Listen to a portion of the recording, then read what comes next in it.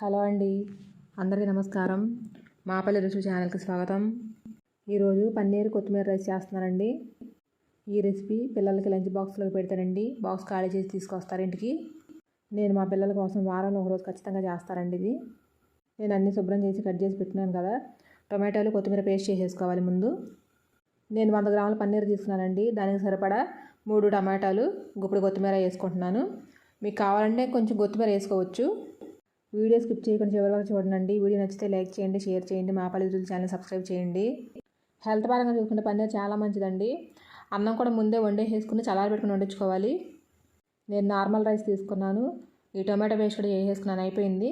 Stove వెలిగించి pan పెట్టేసుకున్నాను. పన్నీర్ని బటర్లో వేయించుకోవాలండి, కొంచెం ఉప్పు కారం వేసి.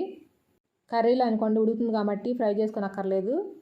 ఇలాంటి రైసులు చేసినప్పుడు పన్నీర్ని వేయించుకొని యాడ్ చేసుకోవాలండి, అప్పుడే బాగుంటుంది. నేను తీసుకున్న పన్నీర్ నార్మల్దండి, పాలతో తయారు చేసింది. పన్నీర్లో 2 రకాలు ఉంటాయి కదా, సోయా పన్నీర్ ఒకటి, పాలతో తయారు చేసింది. 2 మంచివే. లీటర్ పాలు విరక్కొట్టి చేస్తే 100 గ్రాముల పన్నీర్ వస్తుందండి. 100 గ్రాముల పన్నీర్ అంటే కాల్షియం కూడా ఎక్కువే ఉంటుంది. మా పిల్లలు పన్నీర్తో చేసిన రైస్ అయినా సరే, కర్రీ అయినా సరే చాలా ఇష్టంగా తింటారు. పన్నీర్ ఇలా లైట్గా కలర్ మారిన తర్వాత కొంచెం సాల్ట్, కారం కూడా వేసుకోవాలి. 2 వేసుకుని వేయించుకున్న తర్వాత పక్కన పెట్టేసుకోవాలి. ఫ్రెష్గా అప్పటికప్పుడు తెచ్చిన పన్నీర్ అయితే బాగుంటుంది. దీనికి ఓవర్గా ఫ్రై చేయొద్దు, రబ్బర్లాగా అయిపోతుంది, బాగోదు, సాఫ్ట్గా ఉండాలి. పన్నీర్ రెసిపీ చేసినప్పుడు సోంపు ఒకటి, కస్తూరి మేతి ఒకటి ఖచ్చితంగా వేసుకోండి, దానివల్ల టేస్ట్ పెరుగుతుంది. పన్నీర్ వేగిపోయినాక నేను పక్కన పెట్టేసుకున్నాను. దానిలో కొంచెం ఆయిల్ పోసుకుంటున్నాను. ఆయిల్ వేడైన తర్వాత కొంచెం షాజీరా వేసుకోవాలి. 1/2 స్పూన్ వేసాను. అది కూడా ఫ్రై అయిన తర్వాత ఉల్లిపాయ, పచ్చిమిర్చి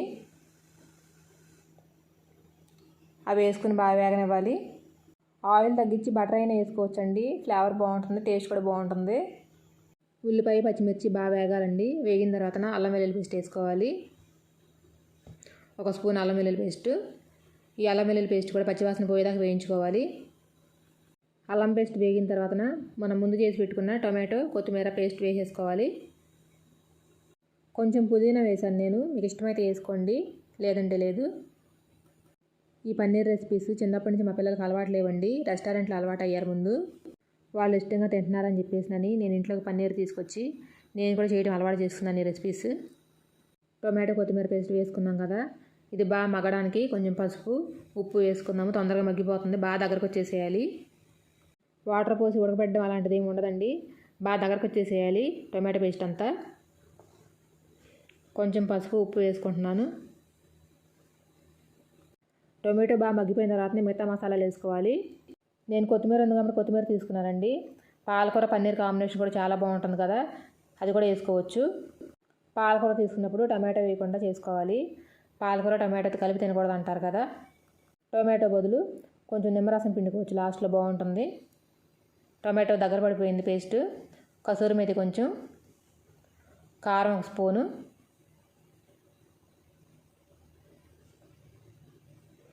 ధనియాల పొడి. ఎక్కువ అక్కర్లేదండి మసాలాలు, లైట్గా ఉంటేనే బాగుంటుంది. కొంచెం పెప్పరు, గరం మసాలా. నేను అన్నీ వేసేసుకున్నాను, కలిపేసుకుంటున్నాను. పన్నీర్ కూడా వేసేసుకోవాలి ఇప్పుడు.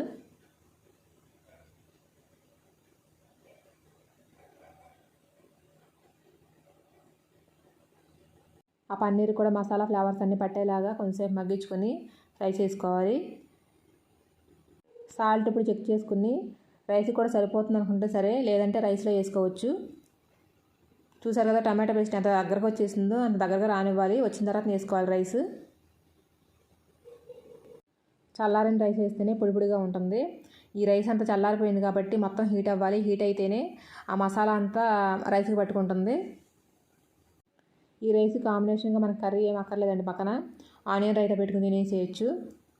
ఇలాంటి రైస్ రెసిపీస్కి కూరలు కలుపుకోవటం ఏమి ఉండదు కదండి, పిల్లలు అంతకి ఇష్టంగా తింటారు.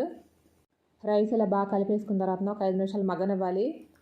తర్వాత లాస్ట్లో కొంచెం కొత్తిమీర వేసుకుని దించేసుకోవాలి.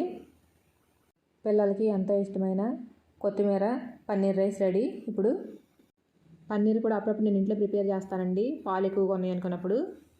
ఇప్పుడు చేసింది అయితే బయట కొనుక్కొచ్చిందే. వెన్న తీయని పాలు ఉండాలండి. ఆ పాలతో చేసిన పన్నీర్ చాలా బాగుంటుంది. పన్నీర్ కొత్తిమీర రైస్ రెడీ అయిపోయింది. అందరూ ట్రై చేయండి.